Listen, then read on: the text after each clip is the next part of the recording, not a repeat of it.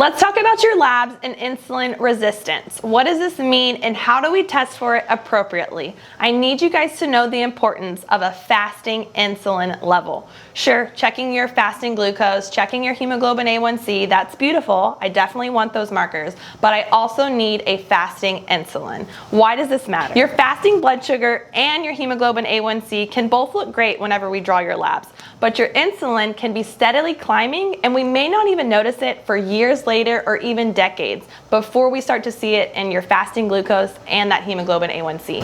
When we eat carbs, we get a glucose spike and our insulin is secreted by our pancreas to bring that glucose level down.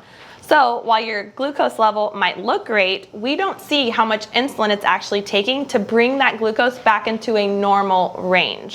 If you look at the standard lab range for insulin, you'll see somewhere between 2 and 20. That's definitely not an optimized level. I like to see your insulin between a 2 and a 6. So it's very important for us to look at the whole picture when it comes to your metabolic health. And that's checking your fasting blood glucose, your hemoglobin A1C, and the fasting insulin level so that we can make sure we're setting you up for success when it comes to optimizing your metabolic health.